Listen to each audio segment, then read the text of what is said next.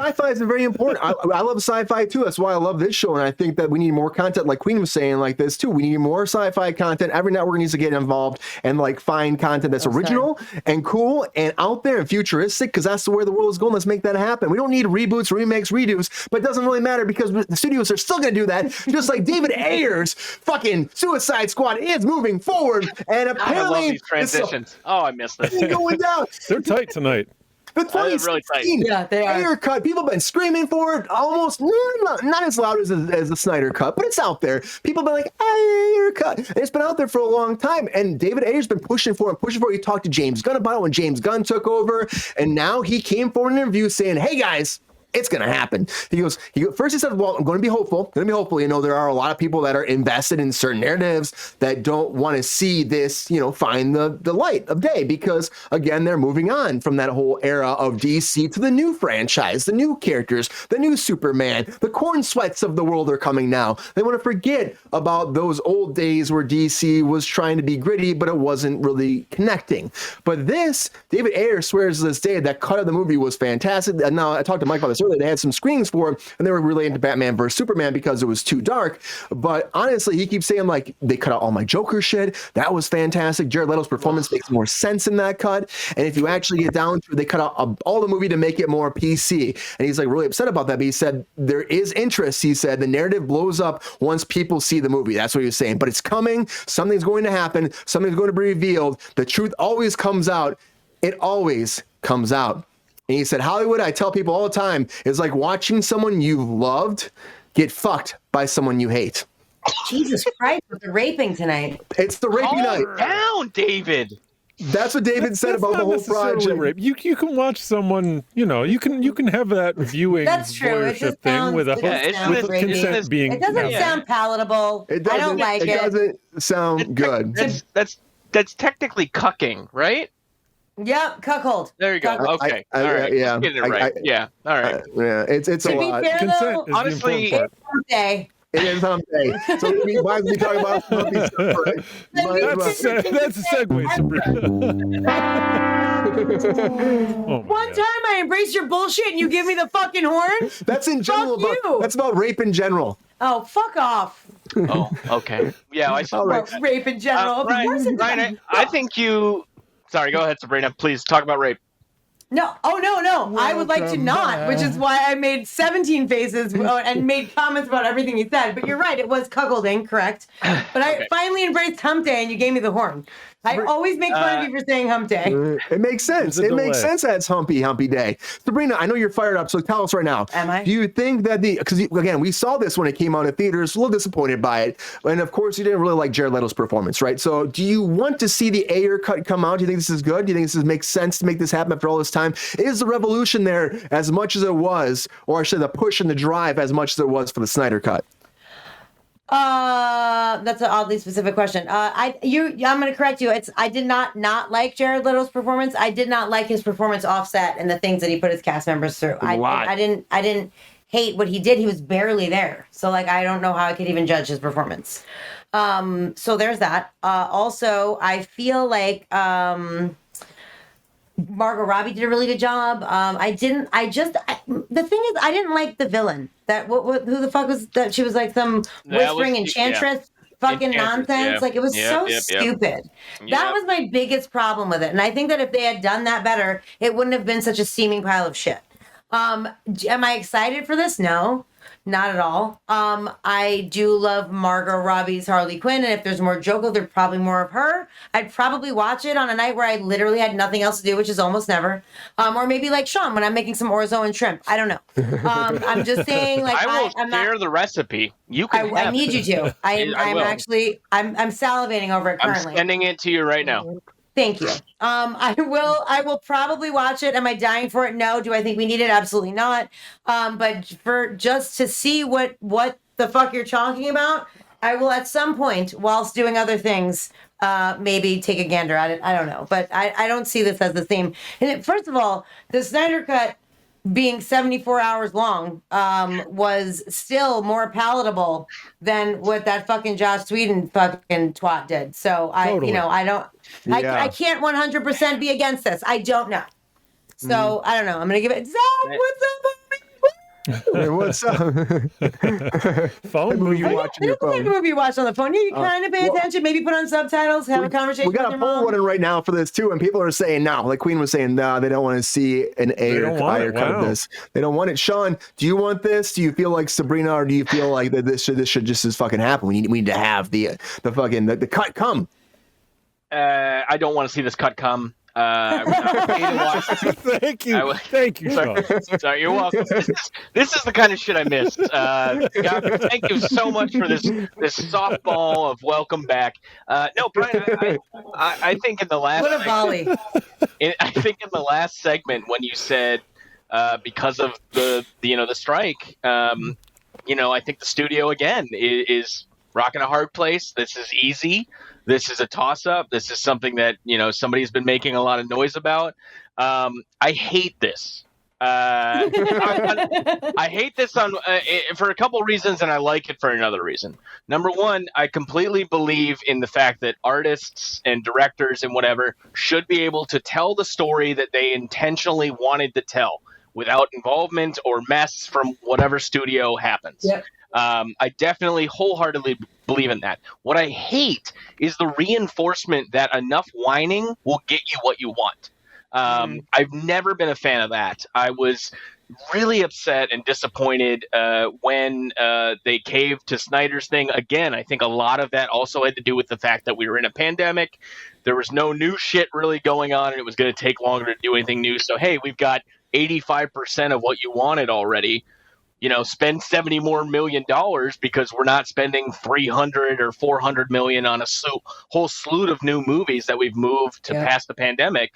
So I honestly think this is just like, fuck it. Like, we took a look at it because of the strike. We didn't spend X amount of money that we were scheduled to spend anyway. David, I hope, I hope not, Richard. I hope not. But I think honestly, like, they probably said, hey, David, how much do you need? And if it came within a certain dollar amount that they could write off anyway, then they'll fucking do it. I mean, it's just the editing, really. It's just, it's just the editing.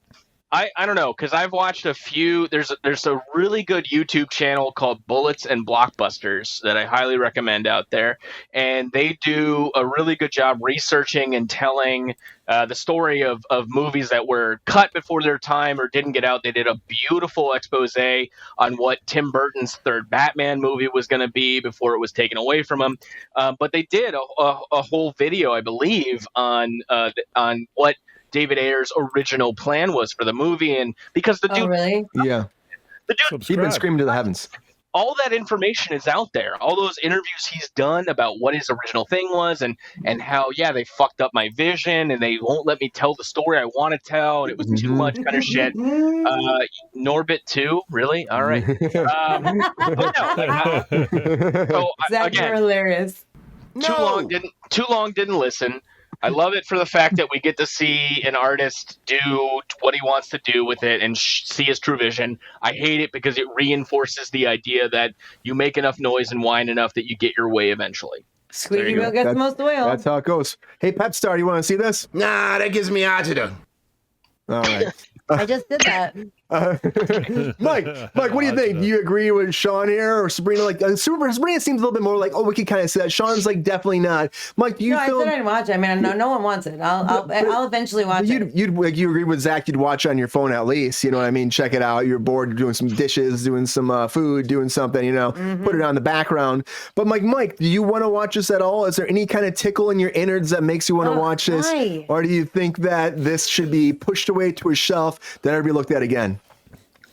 Brian, you were running such an efficient show this evening, and then I heard Sean say, Brian, thank you for your cut. Come, and I started crying. So if you can see that my eyes are like a little bit red. I like you're using your middle fingers to point your eyes. Thanks, Brian. Yeah, thanks, Mike. Is that on those are the fingers that I use when I'm wiping tears out of my eyes. You say "fuck you" tears as you wipe them. I like that. I'm saying I haven't been chiefing on the ganja. Yeah. It was just a natural response to Sean's point.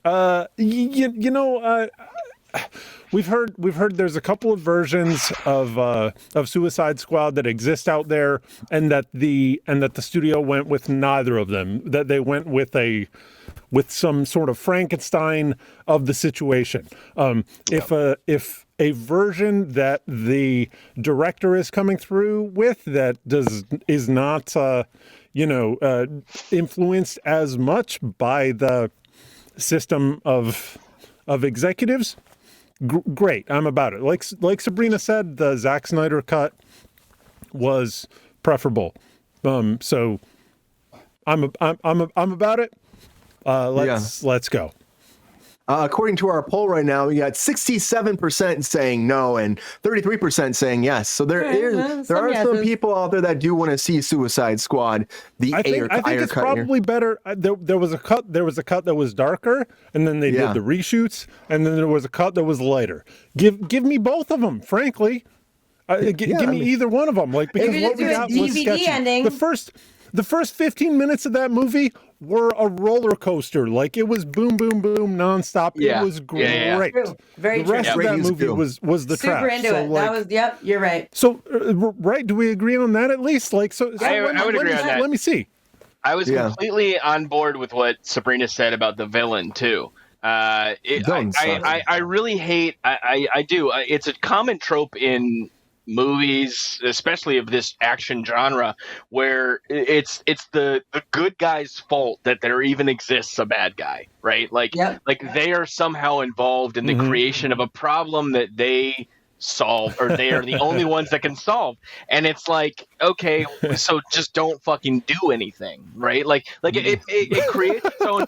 It does. Let's talk about imperialism in comic books. Let's fucking do it, right? It creates its own self-fulfilling prophecy, where it's just okay, so none of this really matters, and everyone could have made a slightly different choice and slept in, and we wouldn't be in this situation. Fantastic, right? So your choices are either Alan Moore or nihilism, right? But when you compare what happened in Suicide Squad to a movie that I think did a really good reveal of the bad guy, was Doctor Strange 2: Multiverse of Madness, right? You could kind of tell something was going to happen from the advertising of the film, that Wanda was going to break bad in some way. We didn't really understand how or why or what she would really do. And that payoff really, I thought, worked in that movie. Enchantress really was just okay, she's here. We introduced her. She gets to fuck Joel Kinnaman, and then it's taken over by a spirit and a stupid. CG monsters and all that shit. And I don't know. I could Jared Leto's Joker. I could give two shits about, honestly. He was in the movie for literally 2 scenes. I don't even know. I know everyone hated on him for that, but he was not even in the fucking movie. He was saying they cut all the shit. Well, do you remember though, how much he was pushed in the marketing of the movie? Oh yeah. He's Jared fucking Leto. But it's also the Joker. Notoriety of the Joker. Exactly. So of course 100%. They're going to lean on that. I'm not surprised that characters like Slipknot and Katana got the short end of the stick. They have much more interesting backstories better barely treated as anything aside from red herring. It was what are we doing? They're not names. That's the thing. They're not famous. The reason why, if it was the Joker and a no-name playing him, they wouldn't have fucking publicized it as much as they did. Period. But you know what I mean? Do that with the Joker because of Jack. They never do that with the Joker, right? Yeah, I think they expected the Joker to be this big thing, because they didn't have a Joker at that point that was in the DCU at that point, or EU, whatever they call it at that point. So they're looking for a Joker. They had Jared Leto. Yeah. They thought, oh, this is a good thing. The script showed him being a big part of it, and then when they got the cut, it was too dark, and so they we can't do this, and they had to piggyback going back, and they had to cut it all out. Dark? What does that mean? They said it was too. It's a comic book. People are getting murdered and killed and blasted and changing and all the things. It's not. Comic books aren't light. Apparently, he was too violent. There's a scene they cut where he gets. Teletubbies are light. I don't know what you're looking for. I don't get it. Hold on. Sequence. So wait. Okay. About dark Teletubbies. Yeah, I was gonna say. So the two actually, in Happy, there are dark Teletubbies. It's fucking crazy. But they cut a whole sequence of him being killing them or trying to fight them, and he gets blown half away, and half his face is fucked up. So they cut all of that out, and they said it was too depressing, too evil, too gross. Too true to what comics are. It's just sad because maybe the Joker could have been something different and they could have moved forward. They did bring him back for the Justice League. The Zack Snyder cut, he appeared back there playing the same part. And I know people that love that character, his portrayal of it, but I know people that just absolutely hate it too. So I don't know. Torn audience. Because Queen, he blew up his family. Yeah. He couldn't control it. Oh, I'm sorry. Isn't that the story of any person who discovers their superpowers? We started watching Gen Z and this girl got a period and fucking killed her fucking family for fuck's sake. It was disgusting. I never want to fucking see that again. Love it. Because it's fashionable now to do the thing where you murder your family. Like, it's not everybody. That's disgusting. Yeah. I think we'd rather joke around with our family, have a good time, not try to kill them.